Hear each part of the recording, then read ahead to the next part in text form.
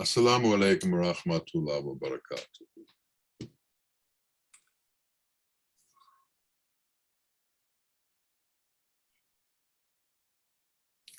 We are all the children of one mother and one father. We are all related to each other. We all have the same blood. It is illusion that makes us think differently. It is illusion that makes us understand differently.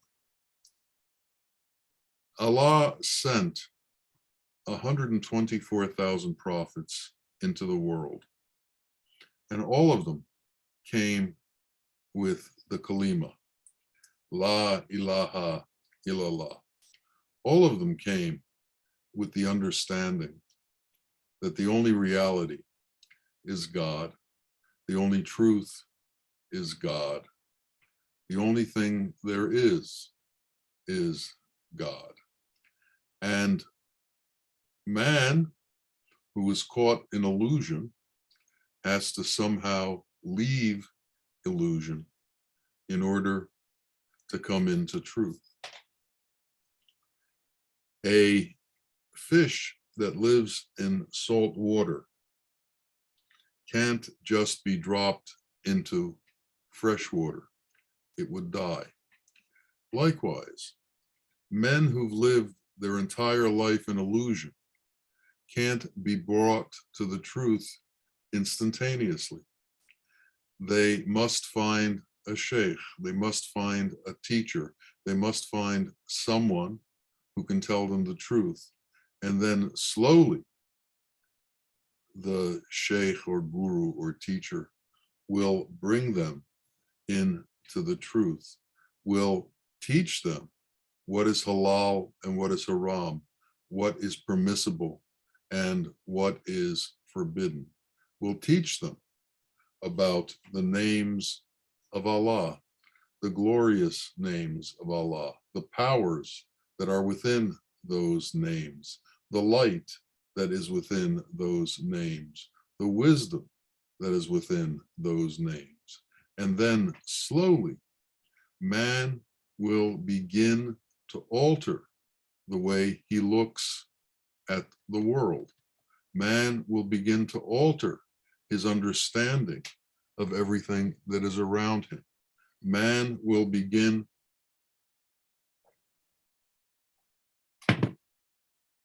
to understand and see reality. The one who is limitless grace is within us. And somehow we have to come to the understanding that God exists within us. And we further have to come to the understanding that whatever we see through God. Whatever we hear through God. Whatever we do through God. And as we learn to see that way, as we learn to understand that way, we begin to lose our attachment to illusion and enter into reality. We have to understand that when we speak, we are able to speak because of God's power. But man has faults, and man who is caught in illusion loves titles, he loves prominence, he loves power, and he goes around shouting, I. And as this goes on, man loses touch with the truth and gets further caught up in illusion, gets further caught up in that which is not real. And soon, man who is swimming in the ocean of illusion can't hear truth, can't see truth, can't believe truth, because they are so involved in illusion. And what happens is you get caught up in your thoughts of illusion to the point where there's no room for anything else. There's no room for truth. There's a story that Bawa tells, and usually it's told in a different way. One of the ways he tells it is that the eternal prophet, the Khidr Nabi, was looking for God. And he was wandering throughout the world looking for God. And he was looking for a guru in order to help him find God, looking for a sheikh or a teacher. And Allah told Gabriel, go and teach him. He's a holy man and his intentions are good. So Gabriel appeared before the being who was to become the Khidr Nabi and said to him, I understand you've been looking for a teacher for hundreds upon hundreds of years. I have come to be your teacher. I have come to be your sheikh. I've come to be your guru. But there are certain understandings that we have to have before I can be your teacher. And those understandings are that you can follow me, but don't interrupt me and don't question me. Just follow me, watch, and learn. And the Khidr Nabi agrees to these stipulations, and they begin to go on a path. They get to a mountain, and there's a man there who says he knows how to get them around the mountain by leading them on a certain path. And they follow him. And then all of a sudden, as they're on a steep cliff, the teacher, Gabriel as the guru, pushes the man who's leading them off the mountain. And Khidr Nabi says to him, how can you do this? What are you doing? This man is leading us, and yet you pushed him off the mountain. And Gabriel turns towards him and said, didn't I tell you not to say anything? Didn't I tell you not to question me? And Khidr Nabi asks for forgiveness. As they go further and they get over the mountain, they come to a man's house and they're very hungry. And they knock on the door and ask for food. And the man, who doesn't seem to have a lot, gives them as much as they want and everything that he has. And they see that the man also has a gold cup. It seems to be the only thing of value in his house. And the Khidr Nabi, while they're eating, asks the man if they can have some cold water. And the man goes outside to get them some cold water. And Gabriel takes the cup and puts it in his pocket. And the Khidr Nabi begins to question what he's doing. And Gabriel tells him to be quiet. And they finish eating and then go outside. And then the Khidr Nabi begins to ask Gabriel, why did you steal his cup? He was so generous. He gave us everything that we wanted. And yet you stole the one thing of value at his house. And the Khidr Nabi, Gabriel again tells the Khidr Nabi, I told you not to ask any questions. I told you just to follow me. And they go on. The Khidr Nabi apologizes and they go on. And they come to the next day another man's house, and they knock on the door and ask for food. And the man refuses to give them anything. And then they say, well, can you at least bring us some water? And he brings them some water. And then upon receiving the water, Gabriel gives him the gold cup he had stolen from the other man. Then they go further and they have to take a ferry to cross a river. And they get in the ferry, and Khidr Nabi begins to make holes in the ferry boat as they're going across. And slowly, the boat begins to sink. And by the time they get to the shore, the boat is sunk. And the man who's trying to save his boat goes down with the boat. They get out on the shore. And the Khidr Nabi again complains to Gabriel, how can you do this? How can you do these things to people who are trying to help us? And then the Khidr Nabi, Gabriel explains to the Khidr Nabi what happened in each one of these instances. The man who took them on the path was a thief, and he would steal money from people and then throw them off the road. So by killing him, we've saved lots of lives.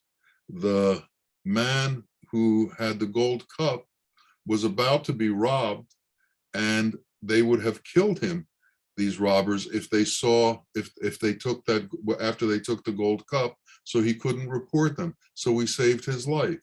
The man who wouldn't give us anything actually had a sweet heart, but he had never been given anything. And when we gave him the gold cup, it opened up his heart. And after we left, he began to give everything away. And the man on the ferry boat took people on the ferry and then threw them overboard and took their money. And so that's why I had to make holes in the boat and sink it. Now, what's the point of all of this? We, each of us, including the Khidr Nabi, has to leave behind our mind and our desire. And when we run into a true teacher, if we're fortunate enough to find one, and if we're fortunate enough to be told the truth, even though that which we're told, even though that which we see seems contrary to what our mind conjures and what our desire understands, we have to learn to sit still and be quiet and accept and learn the teachings. Eventually, we will come to know what has been taught to us, and we will come to understand. But if we're in a constant state of doubt, if we're in a constant state of questioning everything that comes before us, then we are useless students. We don't take on the guise of students. We actually take on the guise of a teacher, because if we question the truth of what we're taught, we have given up the humility of a student. We've given up the receptivity of a student, and all of a sudden we're a critic. We're not a student. So we need to learn to be students. We need to learn to be able to sit still. We need to learn to accept that Allah can do anything, and that teachers have been sent into this world to show us the true path. And this hasn't been made available to everyone. So if we're fortunate enough to come into contact with truth, we have to have the patience to sit and learn it. We have to have the patience to be able to allow the time to pass so that we can absorb reality. We have to have the time to be able to be reconditioned from salt water into fresh water, to be able to live within truth as opposed to living within illusion.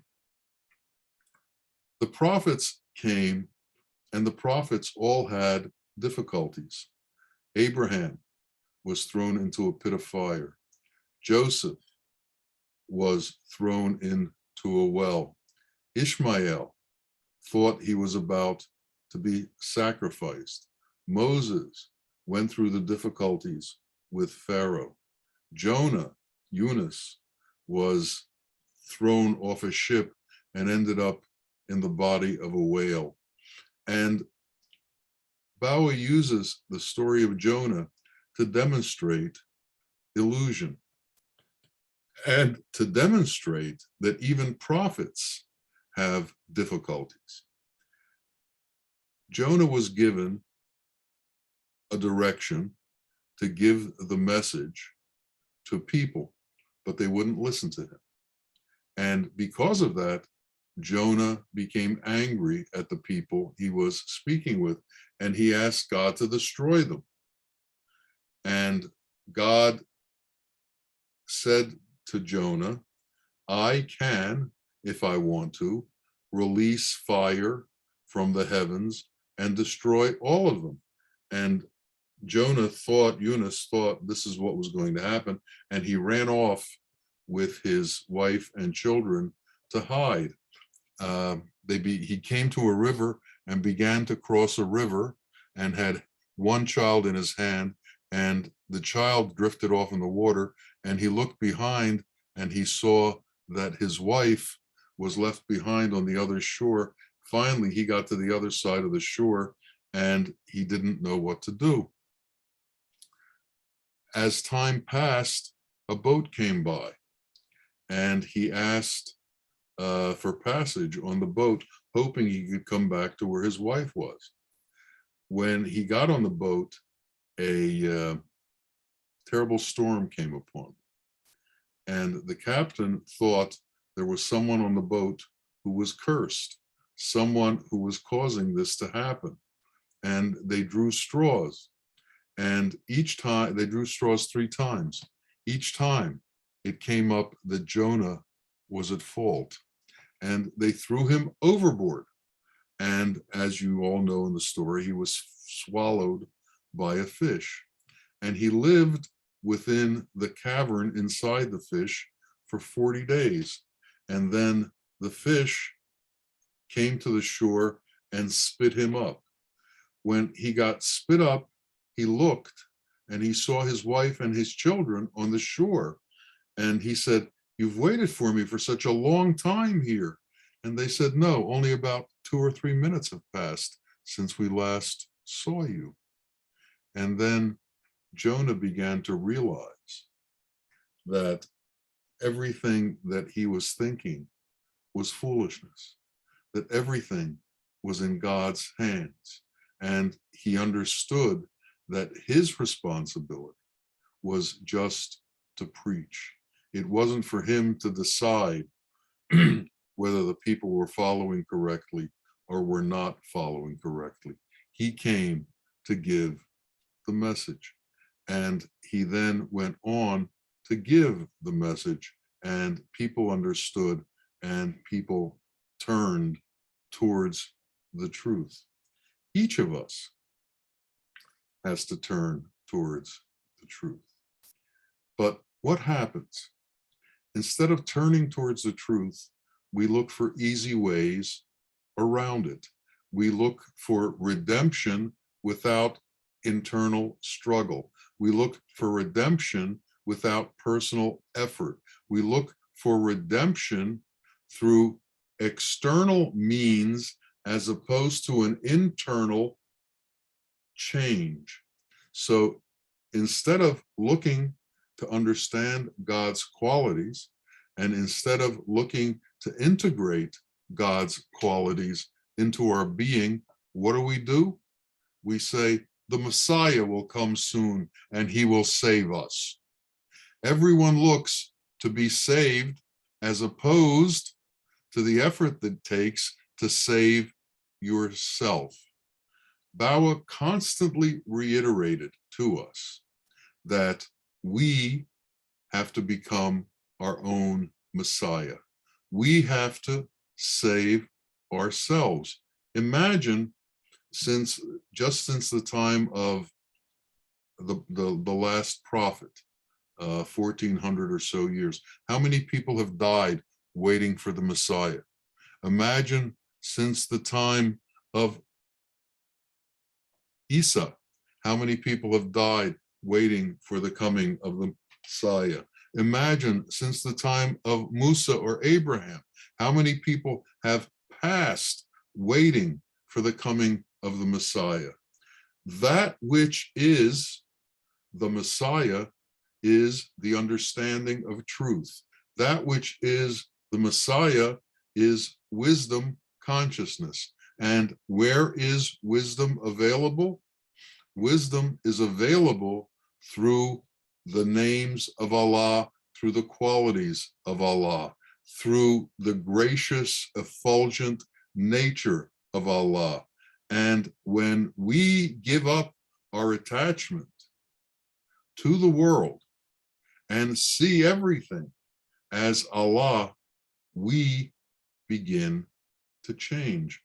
A dervish was walking through a market, and there was a man way ahead of him selling watermelons, screaming at the top of his lungs, "The sweetest there is, the sweetest there is, the sweetest there is." And the dervish fainted, because to him, the man was talking about God, and all he saw was God, and all he understood was God. So all of a sudden, another one was in the same position that he was in constant praise of God, in constant praise of Allah, who understood the generosity and sweetness of the truth, and he fainted out of joy.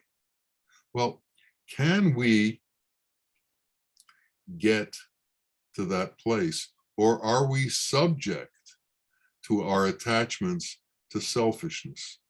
It's within selfishness that we are deceived about the truth within this world. Because of selfishness, we think we need to gather for ourselves. We need to conserve what we had. We have to somehow be able to get enough out of this world to supply us our needs. We've lost the connection to the fact that everything we are given comes from Allah.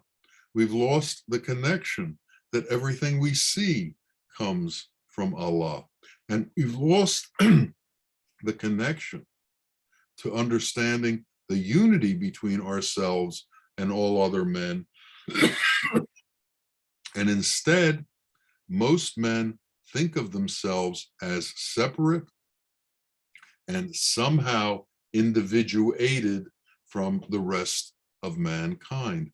And until we break through this individuation, until we break through this separation, until we break through this separateness, we can never know truth. There's an expression that money can't buy you happiness, but a lot of the world thinks it can. So a lot of the world tries to gather as much money or as much wealth as they possibly can, thinking that this accumulation of wealth will somehow bring them joy and happiness. They find that it's not true. And then they wonder, I've been at this for so long, how come I don't get the kind of peace that I've been looking for? And Satan, who's constantly on the look to answer these kinds of questions for people, answers them. The problem is you don't have enough. If you only had more, if you only had more, you would finally find peace. Well, it doesn't work because it isn't within wealth that peace is found. But then there was a rich man who figured out a way to use his wealth to become peaceful and become happy. And he figured out that by giving it away, he could find peace. And he spent his lifetime in philanthropy, giving it away. And in becoming a truly altruistic being, he was able to find peace by giving it away. We have to learn the path of unity. We have to learn the path of truth. We have to learn the path of our connection to every other living being. We have to be able to go beyond separation and beyond the constant attention to this body and this self as if this was our work alone. There is no joy in the self. There is no joy in making ourselves bigger. What happens is we are constantly entering into areas where we have to protect ourselves. So we have to make sure nobody gets our money. We have to make sure nobody defames us. We have to make sure that our reputation stays intact. We're constantly in a defensive mode. But if you can give up the need to protect the self, if you can give up the need to be able to move forward without thinking about the self, then we end up in a different place. We end up in a place of light. We end up in a place of Allah's power. We end up in a light world. Now, to be able to differentiate between the light world and this dunya, this world we live in, we have to understand the difference between form and non-form. And we have to understand that within us is a light body that is without form. Now, how is non-form different than form? Non-form has no shadow. Non-form doesn't carry things. Non-form has no need for food. Non-form has no illnesses. Non-form has no aging. Non-form is God-like. God exists within us. There is a light body within us. This light body has to be developed. In order for the light body to be developed, we have to develop qualities that are attuned to what the light body is, to what the light body will be like when it leaves this being.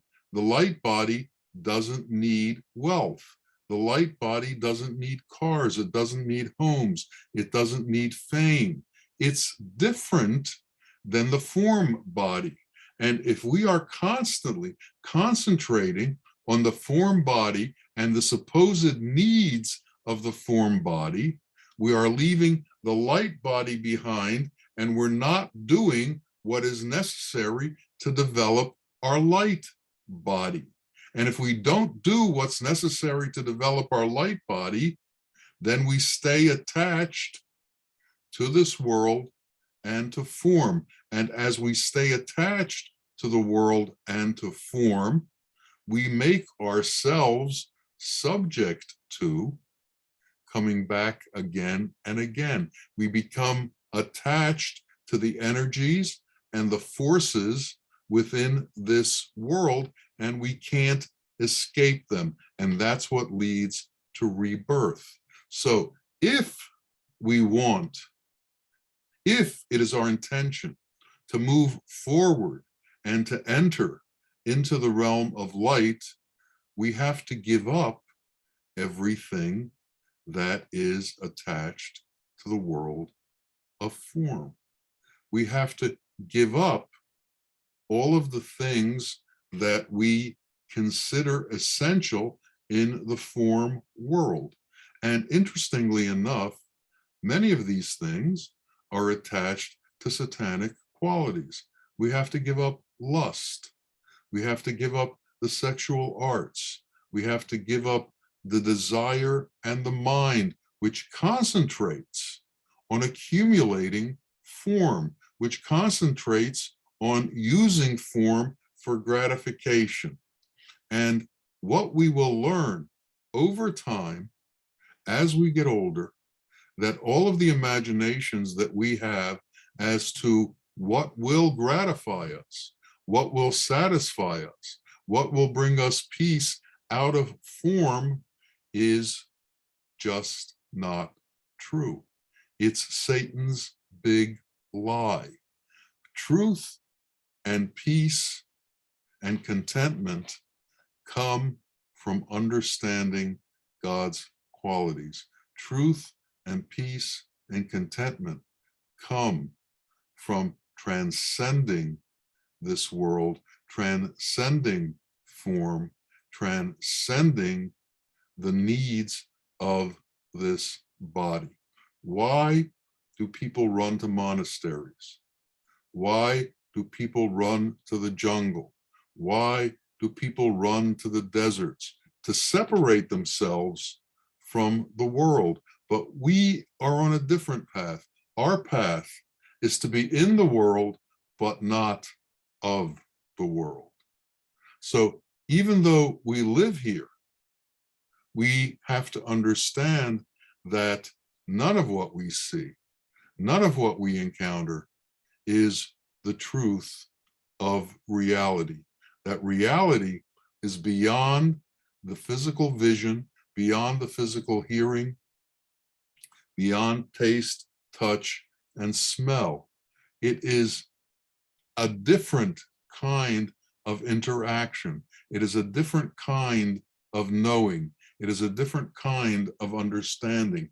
And one of the things that it involves is unconditional love that is spread everywhere. That we are able to love our neighbors as we love ourselves. When we complain to Allah, we should complain about the fact that we are incapable of loving the way we should love, that we are incapable of sharing the way that we should share, that we are incapable of understanding the unity between ourselves and everyone else. These should be our complaints. Our complaints shouldn't be about, I don't have enough of this or I don't have enough of that. What we should be complaining about is, what is the problem with us? That we can't overcome jealousy, that we can't overcome anger, that we can't overcome hastiness. What is that holds us back? And then we have to look at that. And we have to be able to look at the qualities that are real and understand the joy that comes from those qualities. Those of us who found a sheikh and spent our time with the sheikh gave up the entertainment of the world, gave up the things of the world to be able to be with the love that was resonating from the sheikh. And we found that being in that space where that love resonated was of greater satisfaction than anything we could find in the world. There was nothing that could compare to just sitting on the floor in front of this transcendent being. Why?